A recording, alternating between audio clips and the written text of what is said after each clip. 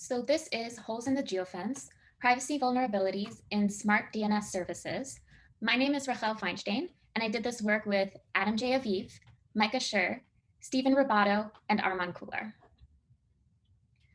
To start off, let's talk about what Smart DNS is. Some sites only allow access from specific locations. As an example, as you can see, Hotstar only allows content to be accessed from India. Someone outside of India, say in the US, might get a screen like this. This is generally called geofencing since it relies on IP geolocation. So smart DNS are the self-proclaimed unblockers of the internet for getting around geofences. Many of these companies also offer VPNs alongside of smart DNS and add claims saying their services can provide anonymity or privacy, which is often misleading because SDNS offers no such protection, while a VPN might. So why SDNS? Clearly, as I just mentioned, SDNS isn't the only means by which someone could bypass a geofence.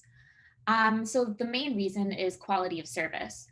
While Tor, for example, is more secure, the latency would make it unfeasible for someone to want to stream video or audio using it. VPNs, while they can accommodate video streaming, tend to cost more to use, and they still have some latency. So there could be issues such as buffering, et cetera, that someone faces while using a VPN because of the added delay caused by encryption. And then finally, open proxies, while they would not pose that sort of issue to quality of service, might pose two challenges. One is they're potentially dangerous to use.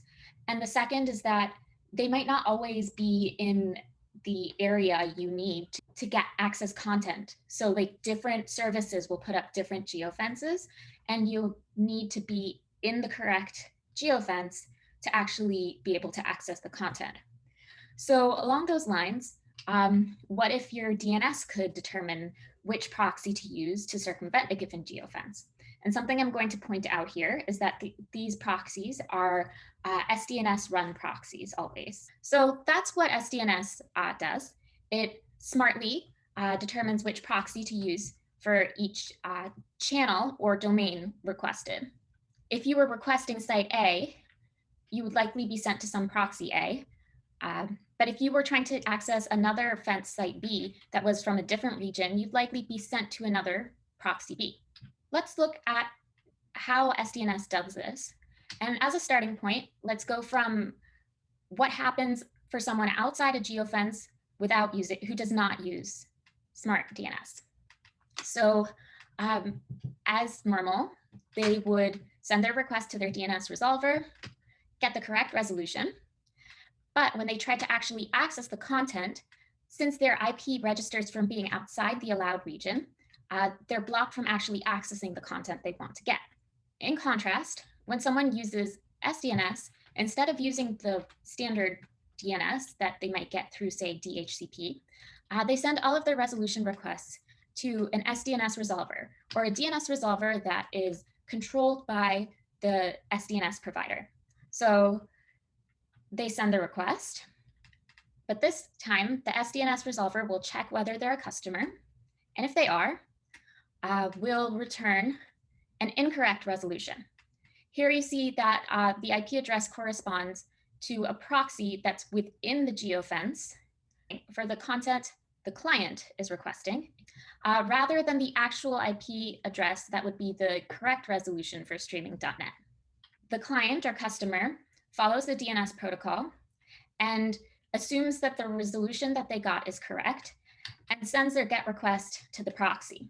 The proxy then forwards the request to the streaming site, which responds, and the proxy then forwards that back to the client. Something important to emphasize is that we never witnessed or saw proxies doing any sort of traffic manipulation or TLS man in the middle. They were by and large transparent HTTP proxies that would just forward content, acting as the server to the client and the client to the server. as I mentioned before, someone who uses SDNS sends all of their DNS resolution requests to an SDNS resolver. So for their internet to work, when they request a non-fence site, the SDNS resolver will actually resolve it correctly. They'll forward it to the rest of the DNS, get a response, and return the resolution. And again, the customer or client will follow the protocol and access the non-fence site directly, with no proxies involved. So I mentioned that the SDNS resolver checks whether a request is coming from a customer. So by and large, SDNS uses the more standard DNS over UDP. So there's only one unauthenticated packet that's coming in. So more advanced techniques like adding cookies or having some sort of handshake won't work here. So to that effect, SDNS relies on IP allow lists for authentication. So when the client goes to request, if they are not a customer, they'd send their request. The SDNS resolver would check and find that no, their IP is not on the allow list. And they would do one of two things. They would return either the correct IP resolution, or they would send them to the login site for the service that they're attached to and ask the person to log in and fix their settings. So with that in mind, let's look at how a customer would set up their system, their local computer, to use smart DNS.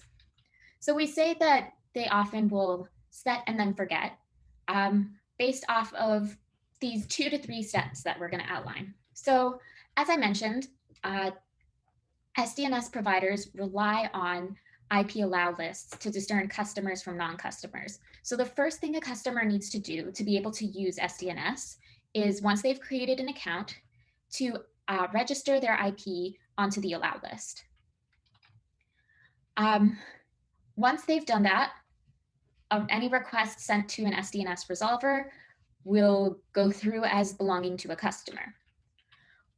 So then they need to send all of their DNS resolution requests to the SDNS resolver. So for that, they need to change their DNS settings, often from the default, which would be using the DNS resolver provided by DHCP.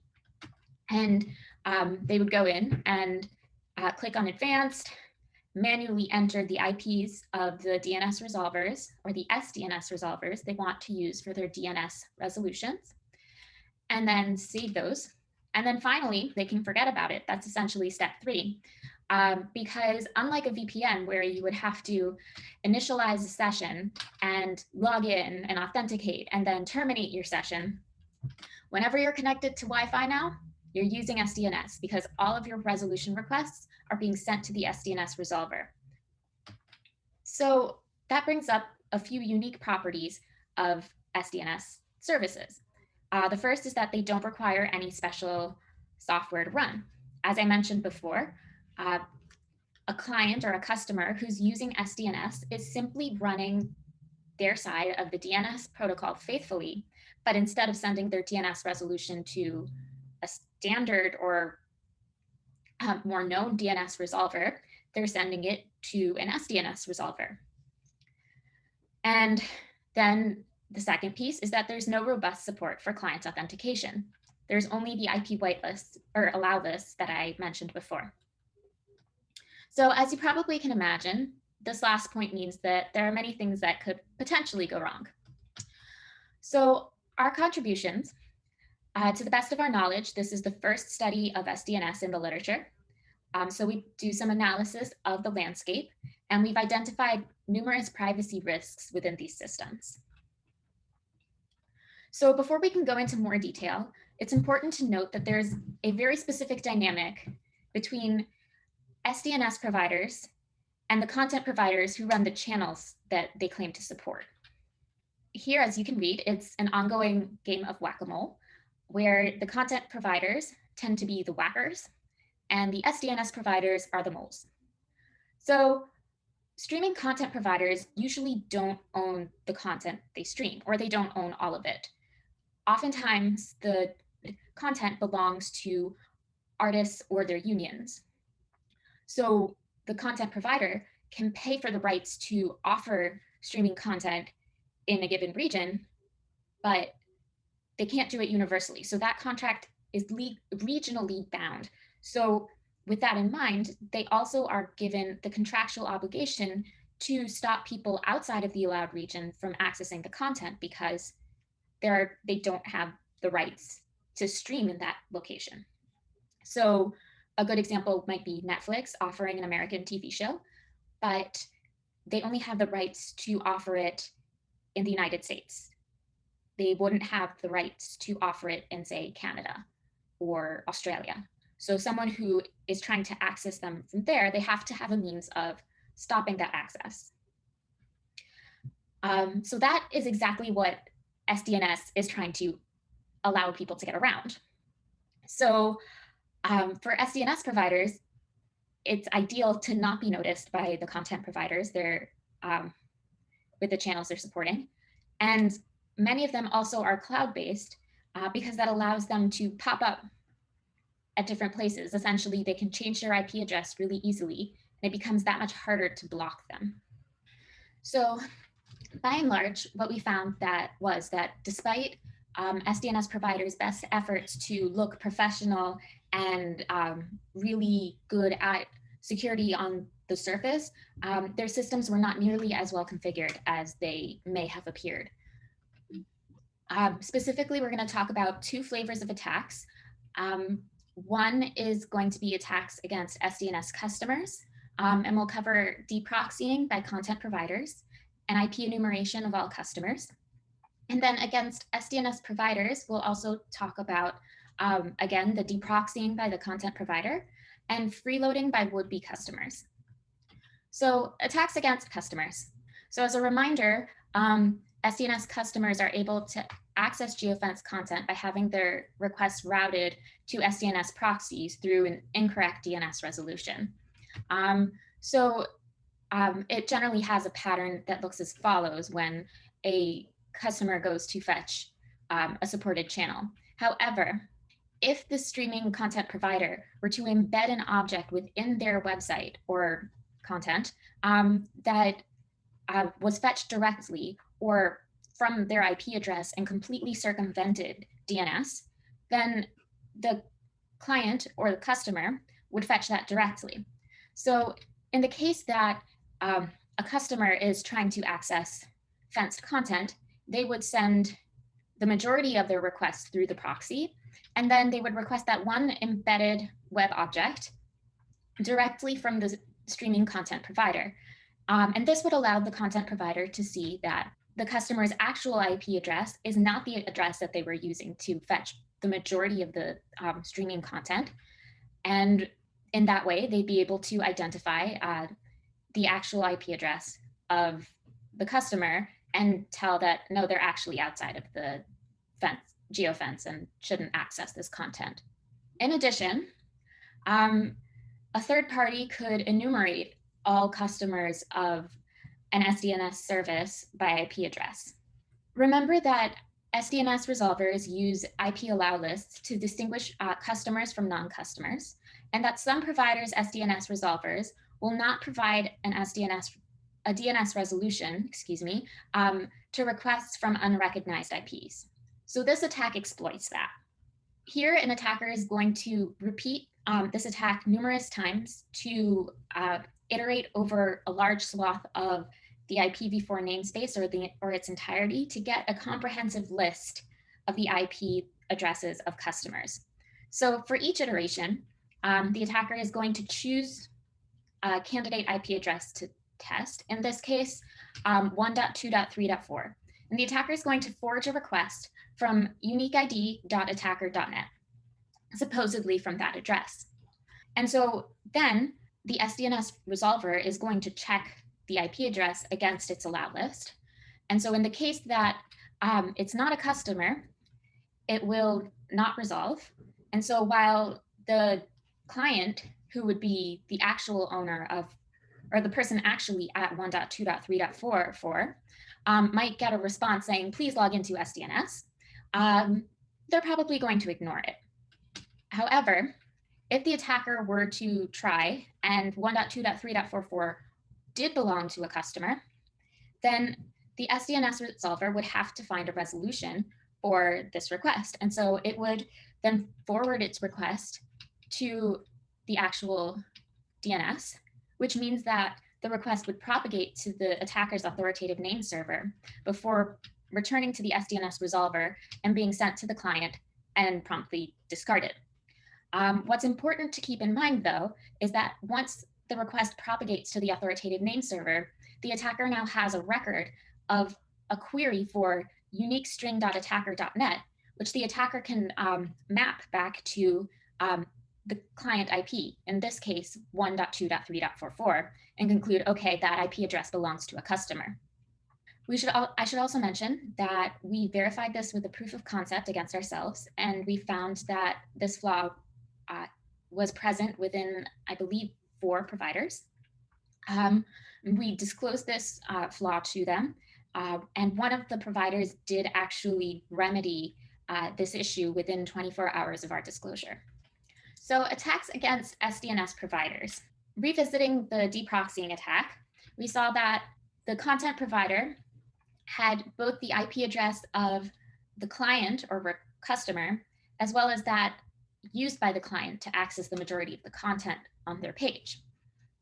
In this case, that would be the SDNS proxy's IP, which means that by performing this attack, the content provider not only identifies which client is using SDNS, but also identifies the proxies for SDNS providers and can block them in real time. In addition, not all of the SDNS proxies are configured properly. Specifically, when a customer goes and requests a resolution, the SDNS resolver will check whether they're a customer by consulting the IP allow list. But in some cases, the proxy does not. So what that means is that someone who's not a customer, say Uncle Pennybags, could then potentially take advantage of this. Again, if Uncle Pennybags were to send a DNS resolution to the SDNS resolver, he would either get the correct resolution or he would get the request to please log into SDNS. However, if Uncle Pennybags knew the IP address of the proxy, he could send that GET request directly to the proxy and get that exact same behavior as though he were a customer. So as I mentioned before, there are additional attacks that are not covered in this talk, but that we find against SDNS services, including an increased risk of traffic analysis and the presence of proxied content that's not advertised for customers, and SDNS providers facing potential exposure to analytics about their users through a DNS cache enumeration attack. So finally, what does this mean? There are many vulnerabilities in SDNS, as we pointed out. Some of them have to do with misconfiguration, but many of them are bound to persist for the foreseeable future.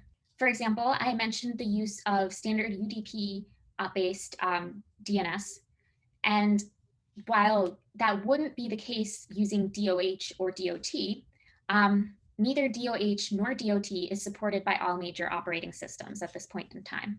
So that would mean the inherent behavior of this lack of robust authentication is bound to persist for an extended period of time. In summary, SDNS offers geofence circumvention, but it does so at a high cost to privacy. So customers will face threats of IP enumeration, SDNS provider misbehavior, and then SDNS providers will face threats of real-time proxy discovery, payment circumvention, and possibly of DNS cache enumeration, as we talk about more in the paper. Thank you very much. Please let me know if you have any questions.